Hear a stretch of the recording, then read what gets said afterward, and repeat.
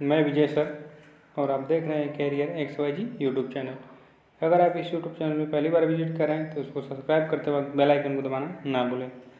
तो चलिए आज हम लोग पर्यावरण के बारे में कुछ अध्ययन करते हैं जो कि एग्जामों में पूछे जाते हैं। कोई सा भी एग्जाम हो उसमें पर्यावरण के एक न एक प्रश्न जरूर पूछ लिया जाता है। तो और टेट और सुपर टेट की दृष्टि से तो महत्वपूर्ण होने वाला ही है। तो चलिए आज पढ़ते हैं पारिस्थितिकी। तो पहला क्वेश्चन देखते हैं, वन लाइनर क्वेश्चन लेकर आया हूँ। 10% नियम संबंधित है। तो 10% नियम किससे संबंधित है? तो ऊर्जा का खाद्य के रूप में एक पोषी स्तर से दूसरे पोषी स्तर तक पहुँचाना, मतलब एक पोषी स्तर से दूसरे पोषी स्तर तक पहुँचाना, यही 10% का नियम है। चलिए अगला देखते हैं। जैव से जैवमंडल तक जैविक संगठन का सही क्रम है। जीव से जैवमंडल तक जैविक संगठन का सही क्रम है। तो पहला देखिए, पहले जनसंख्या होगी, उसके बाद जनसंख्या से समुदाय बनेगा, समुदाय से पारिस्थितिकी तंत्र बनेगा, पारिस्थितिकी तंत्र से भूदृश्य बनेगा। पूछे जाते हैं, सब पूछ दिया जाएगा। जीव से जैवमंडल तक जैविक संगठन का सही क्रम, तो जनसंख्या, उसके बाद समुदाय, उसके बाद पारिस्थितिकी तंत्र, उसके बाद भूदृश्य। चलिए अगला देखते हैं। स्वपोषी यानी पोषणज स्तर पर उत्पादन को कहा जाता है। स्वपोषी स्तर पर उत्पादन को क्या कहा जाता है? तो प्राथमिक उत्पादकता कहा जाता है स्वपोषी को। अगला देखते हैं, परपोषी यानी विषम पोषणज स्तर के उत्पादन के संदर्भ में आता है। विषम पोषणज स्तर के उत्पादन में कौन सा आता है? तो द्वितीयक उत्पादकता आता है। अगला देखिए, एक पारिस्थितिक तंत्र में ऊर्जा की मात्रा एक पोषण स्तर से अन्य स्तर में स्थानांतरण के पश्चात क्या होता है? यानी एक पारिस्थितिकी तंत्र में ऊर्जा की मात्रा एक पोषण स्तर से अन्य पोषण स्तर के स्थानांतरण में क्या होता है? तो क्या होता है? वो घटती है, न कि बढ़ती है। मतलब एक जगह से कोई चीज़ दूसरी जगह जाएगी तो उसका निश्चित है कि लॉस होना है, तो क्या होता है? घटती है। चलिए अगला देखते हैं।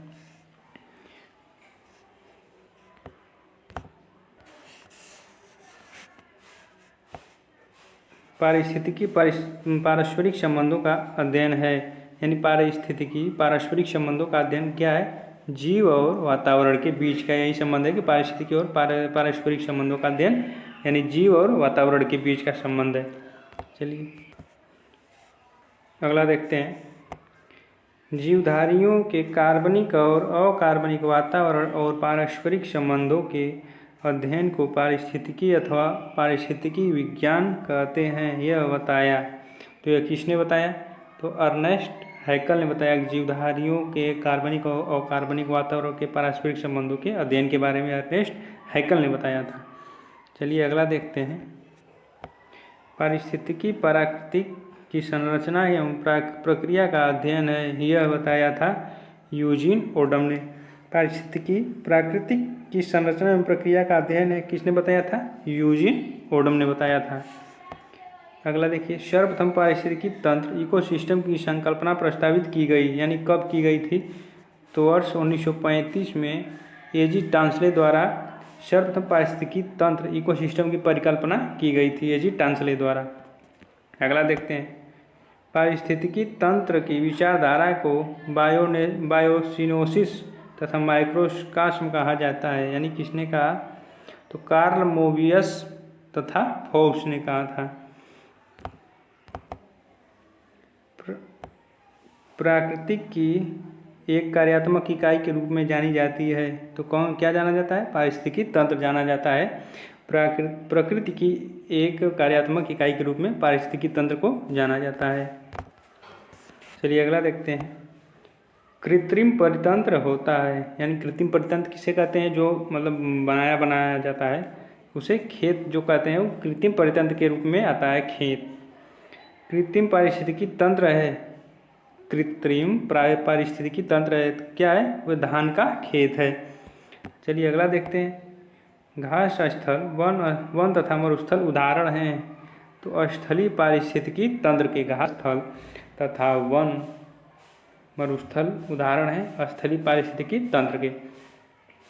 अगला देखते हैं। झील, नदियाँ तथा समुद्र आते हैं। झील, नदियाँ, समुद्र आते हैं किसमें? जलीय पारिस्थितिकी तंत्र में। जल, झील, नदियाँ, समुद्र किस पारिस्थितिकी तंत्र के अंतर्गत आते हैं? तो जलीय पारिस्थितिकी तंत्र के अंतर्गत आते हैं। चलिए अगला देखते हैं। बिना पर्यावरण की रुकावट में प्रजनन की क्षमता कहलाती है। क्या कहलाती है? जैविक विभव। बिना पर्यावरण की रुकावट के प्रजनन की क्षमता जैविक विभव कहलाती है। अगला देखते हैं। पृथ्वी के सर्वाधिक क्षेत्र पर फैला हुआ पारिस्थितिकी तंत्र है, यानी कौन सा है? तो समुद्र। समुद्र जो है पृथ्वी के सर्वाधिक क्षेत्र पर फैला हुआ पारिस्थितिकी तंत्र है, यानी समुद्र है।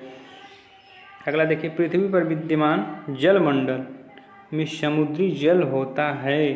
पृथ्वी पर जितने जल पाए जाते हैं उसमें समुद्र का जल कितना % होता है? तो लगभग 97% भाग समुद्र के जल का होता है। चलिए अगला देखते हैं।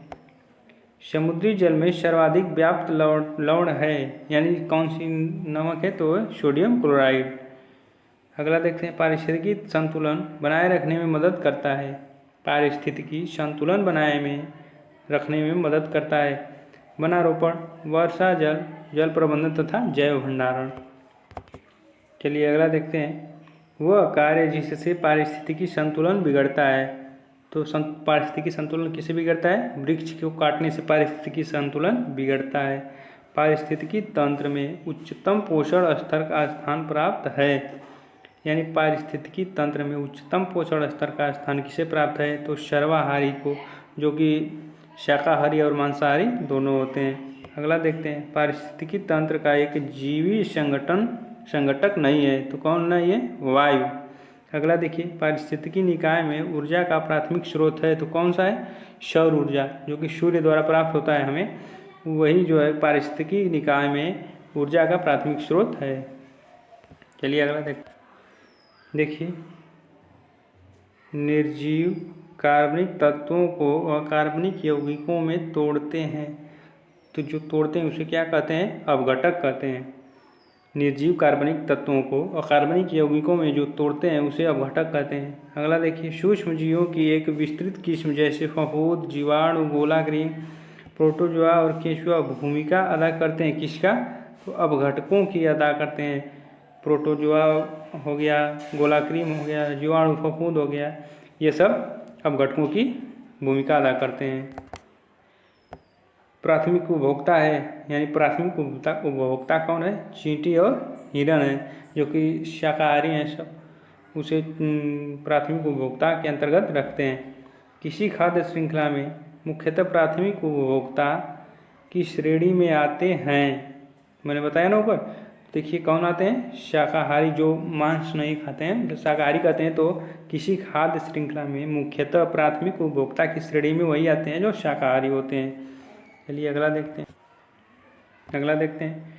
वे जीवधारी जो अपना भोजन प्राथमिक उत्पादकों यानी हरे पौधों से प्राप्त करते हैं कहलाते हैं। क्या कहलाते हैं? प्राथमिक उपभोक्ता कहलाते हैं। वे जीवधारी जो अपना भोजन प्राथमिक उत्पादकों हरे पौधों से प्राप्त करते हैं क्या कहलाते हैं? प्राथमिक उपभोक्ता कहलाते हैं। खाद्य श्रृंखला यानी फूड चेन में मानव है। मानव की श्रृंखला के अंतर्गत आता है।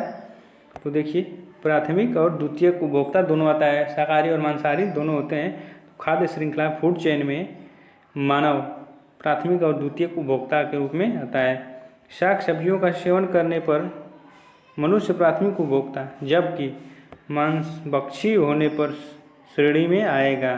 तो किस श्रेणी में आएगा?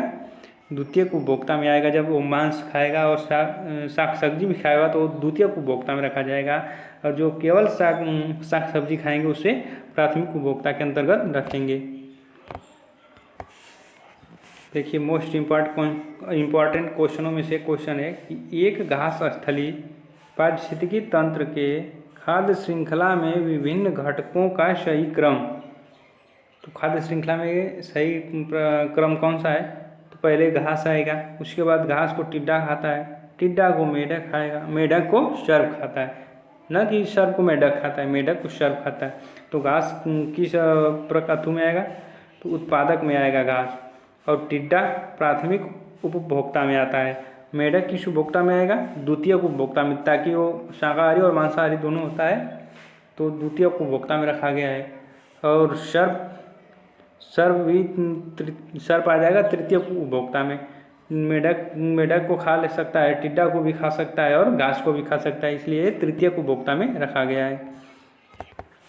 अगला देखते हैं, जीवों द्वारा ऊर्जा का प्रवाह होता है। जीवों द्वारा ऊर्जा का प्रवाह होता है तो किस में होता है? एक दिशीय में होता है।